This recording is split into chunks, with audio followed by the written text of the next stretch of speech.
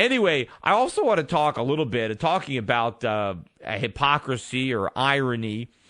This is from MSNBC. Now, a community organizer, this guy's name was Alfredo Carrasquillo, and he's talking about how, and I guess he's physically doing this because you've got all these properties that have been foreclosed on that are empty. Nobody is living in them, and you've got a lot of people, I guess, that are poor or homeless, and he's advocating that the homeless they just break into these properties and live in them anyway. And so we're gonna talk about that and the irony of why are all these properties are sitting there empty when they could be sold and on the market. It's not it's because of the government, not because of the banks. But anyway, we're gonna talk about that. We'll take more calls. We've got open lines if anyone wants to call 855-4SHIFT. We'll be back with this housing story. Stick around. You're listening to Peter Schiff Show on SchiffRadio.com. The Peter Schiff Show. And anyway, let me go and talk about this housing topic, because this is, again, another example of government creating a problem and then the liberals blaming it on the banks or on capitalism. Now, this particular individual is talking about the fact that there's all these houses that have been foreclosed on that are vacant. In fact, we have more vacant homes, unoccupied homes, than ever before. And that is a crime. I think this guy, Alfredo, has a right to be upset that all these houses are empty when there are plenty of people who would buy them. And the reason they're not buying them is because the government won't get out of the way. The government is clogging up the foreclosure process. The government is propping up the banks so that the banks don't have to sell this property because the government doesn't want real estate prices to go down. So in order to keep real estate prices artificially high, these homes are staying unoccupied. Now, of course, Alan Greenspan, we already discussed this on the show. He wants to one-up the administration. He was saying we should destroy all these homes. We should burn them. And that way it would be impossible for anybody to ever occupy them. But anyway, here is this exchange from MSNBC on this. It's cut number one. To play devil's advocate for a second, right? Folks may be watching at home or heard the stories say, this is America. If you want a home, you should save up and you should buy a home. And that home is owned by Bank of America. You have no right to be in it. What's your response to people that say that? My response is this, that Bank of America has basically been one of the biggest criminals in history. All right, so Bank of America is a criminal. Now, He is talking about people who are illegally breaking into private property and calling the bank a criminal because the bank is taking back the property that it loans somebody money to buy. Remember, if you buy a house with a mortgage, right, the bank gives you the money to buy that house. And if you don't repay that loan, what do you expect the bank to do? I mean, the bank has to take back the property because you didn't give the bank back its money. In fact, if you buy a house with a mortgage, you don't own the house until you pay off that mortgage. There's a lien holder. I mean, even when people buy cars all the time, they take out a loan, right? The title stays with the bank until the loan is paid off, right? The bank has a right to that car if you don't give them back its money. But anyway, here's the conclusion of a follow-up on this because he continues, cut number two. I mean, they've been basically foreclosing on homes, forcing families that are working hard to try and provide for their children and forcing them to be homeless and out on the street. There's more vacant homes than there are people on the street. Right is right, wrong is wrong at the end of the day. Ultimately, these homes need to be filled with families that need them. And that's all there is to it. There's always technicalities involved in it, but the fact of the matter is that if there's empty homes, they should be filled with families that need them, basically. And these homes, when you say there's 7 foreclosed properties on that block, I mean, they are just sitting there, right? They're just sitting there. No one's making use of them.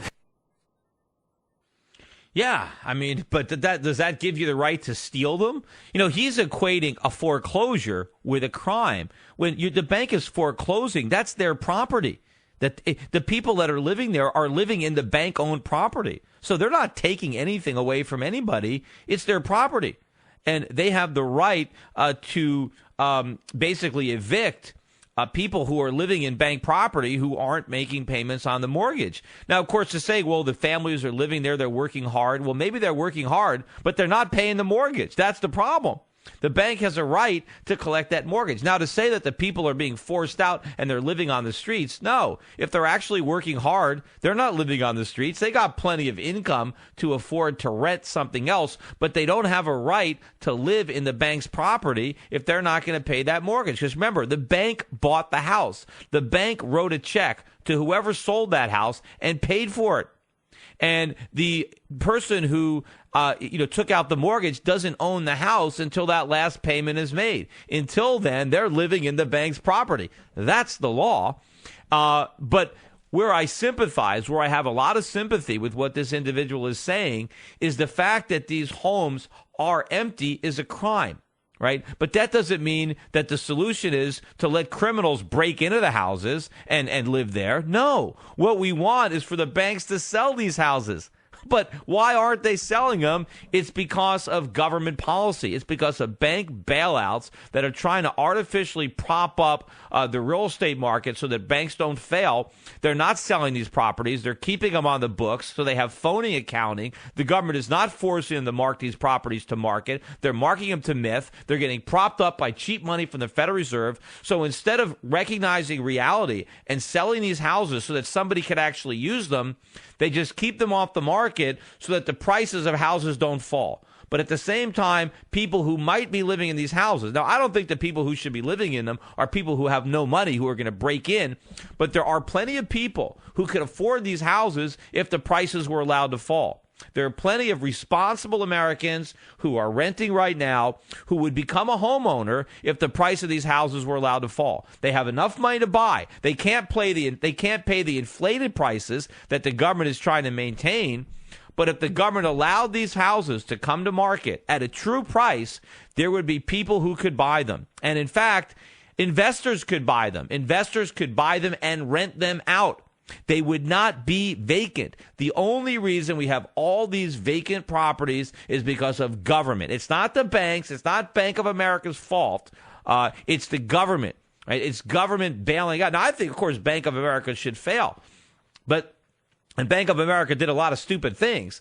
But they did all these stupid things because of the government. If they couldn't get all this cheap money, if their bank deposits weren't guaranteed, they couldn't have done all these stupid things. Their depositors wouldn't have let them.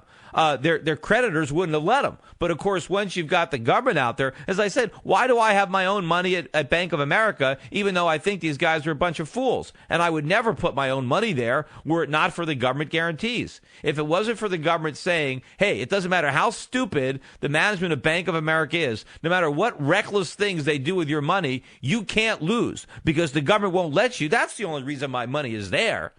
So if you're gonna talk about the foolish things that Bank of America does, you have to understand why they're able to do them, why they're able to get away with it. A free market would never let this happen. Anybody that was as reckless and irresponsible would be bankrupted by now.